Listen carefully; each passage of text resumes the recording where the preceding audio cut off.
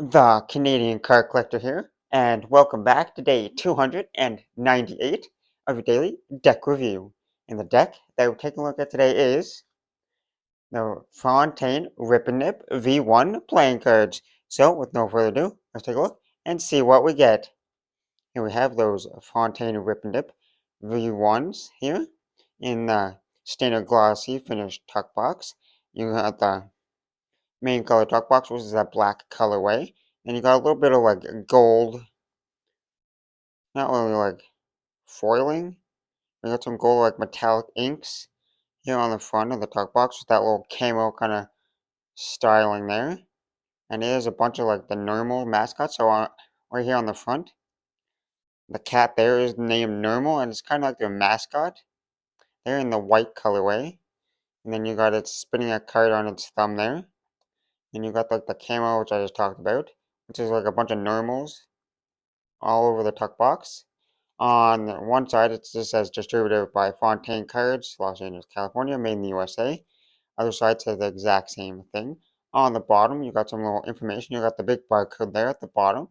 And this is one of 10,000 first edition Rip and Dip line camo.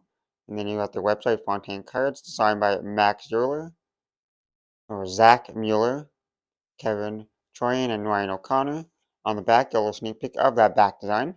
There is no seal. On the top, it just says Fontaine. On the tuck flap, you got a little normal there. On the two inner tuck flaps, it's just that camo design that wraps around the tuck box. Take the cards out of the box. On the inside of the tuck box, it is just plain white. Nothing too crazy or fancy going on inside there. Now that we took a look at the tuck box, time to take a look at the cards. And first, we'll start with that back design. Here we have a mirrored back design with the standard whiteboard going around. This is a lightly thinner whiteboard, and then you got the iconic Fontaine F there for the mirrored little design there. And if we were to flip it over, same design in both directions. And it is that kind of like line camo design with a little bit of normals faces within there. The black and white back design with a little bit of silver like metallic ink for those little lines. And now for the cards you get with the deck. You start with the first Joker. It says Rip and Dip in the corners. And you got the white normal there, spraying some black cards there. Then you got a second identical like designed Joker. It says Rip and Dip. And you got the black colorway normal, like springing the white cards there. And then for the custom Ace of Spades here, you got the big spade there, which is Rip and Dip in the white font. And you got the normal there, kind of behind the little spade there. And then the rest of the spades are that kind of like lightly like kind of hand drawn kind of style. Well, it's not like a perfect spade shape there.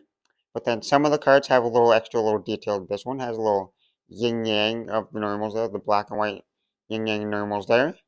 And like the three doesn't have anything. Like some of the cards have stuff on it, but some of them don't. Then you got the seven here, which has normal there holding like seven cards there. Then you got like the nine, normal made out of the nine. Then you got the Jack, Queen, and King of spades here, and these are fully custom, but still similar to like the normal quick cards there in a way, but they're definitely their own stylized design there. And they have the normal, like the cat head, for the faces there, but the bodies are like similar, but they're definitely their own stylized design. Then you got the custom Ace of Diamonds, which is nice to see other custom aces other than the spade. Then you got the thick red border going around. Then you got the hollow inside with the normals there, and like the white colorway. And the diamonds look pretty like there's not too much going on. It's definitely a brighter red colorway, but those diamonds are definitely like a pretty standard diamond look. And then you got the three normals down there. And you got the six for the six there. So some of the cards have a little extra little details, but most of them don't. And you got the Jack, Queen, and King of Diamonds here, same thing. Their own stylized version of the core cards with the little cat head as the face. And this is the white version of the normal cat head. And you got a little hidden there on the king there. And then the Jack, Queen, and King of Clubs, same thing, their own stylized version of the court cards there, with the normal cat head there, and this is the black colorway normal. And then the clubs here, that like, I want to say lightly hand-drawn kind of style there, where it's like they're not perfectly like straight lines there. And then got the little normal there on the surfboard with the hang 10 on the 10. And then you got on the 4, you got him playing some golf there, because it is 4, because you yell 4 when playing golf. There's just little funny details for the clubs. And then you got the custom ace of spades here, which is normal, the cat there. We'll keep going. And then you got the Jack, Queen, and King of hearts, custom once again in their own stylized way with the normal cat head for their faces. Just the white colorway for the hearts. And the hearts are pretty like simplistic as well. That same kind of style and font. You just got some little extra details on the cards once again. Then you got the custom ace of hearts here, which is the big heart shape there, and it's kind of like a butt. And then you got the 2 extra cards here. You got one that says get a job. There's no money in flipping cards, rip and dip. And then you just got a card with normal there on the middle finger. So now that we took a look at all the cards, now the test, the handling. And first we'll start with the springs.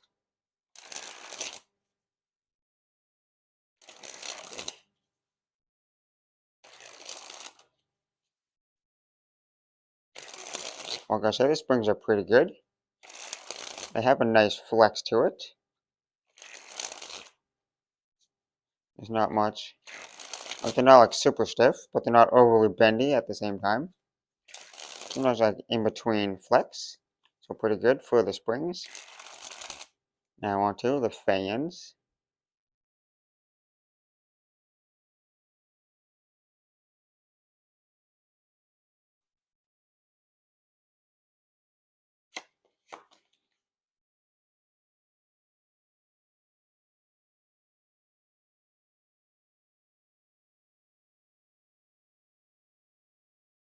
Well, as you can see, they spread pretty evenly. It's just the way the numbers are, and sometimes some cards just fan that way. But you don't really see too many of the numbers. You can kind of see some of the numbers and pips, but not all of them.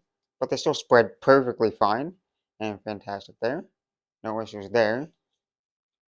It's just you can't see. Oh, some of the fans you can, but then other ones you can't see the numbers. But they still spread pretty nice. Now we'll go on to the Pharaoh.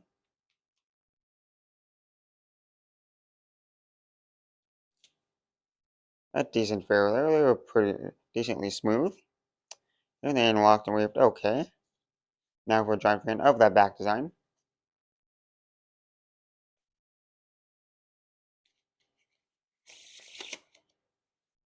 Now time for that reverse Pharaoh.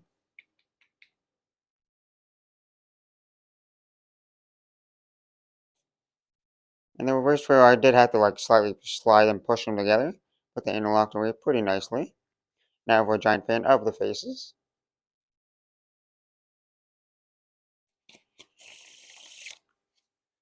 Now time for the riffle shuffle or bridge shuffle.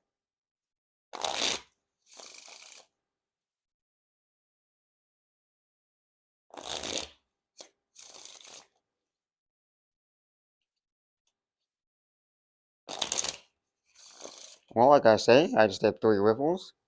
So the riffle shuffles and bridge shuffles, no issues at all. Pretty smooth, super smooth and nice. And now we'll move on to the packet cuts.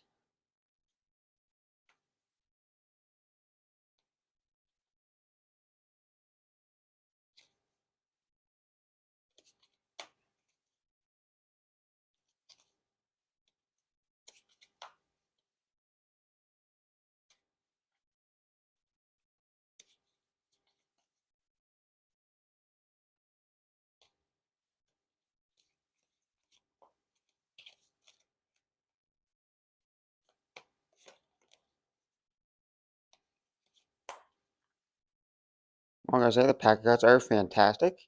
They pack it pretty good. They're not like overly slippery. which is nice. Maybe a little bit from here from time to time, because cards just do what they want. But overall, pretty good packet cuts. Now time for that one-handed cut or Australia cut.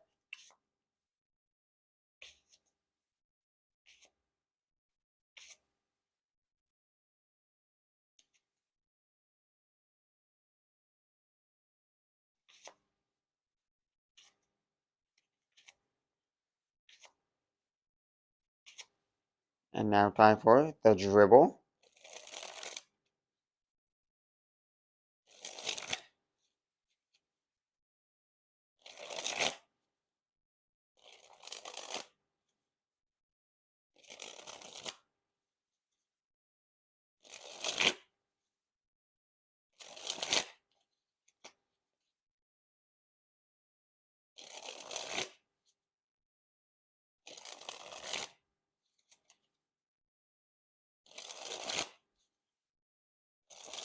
Well, like I say, these are fantastic dribbles.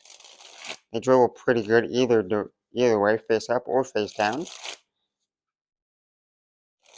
Nice and smooth. Now onto that spread fan.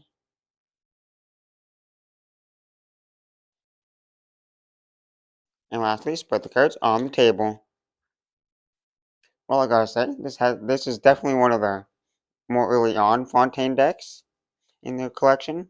Not like it's one of the earlier ones from many years ago. But still a fantastic deck. One of my favorites of the few Fontaines that I own.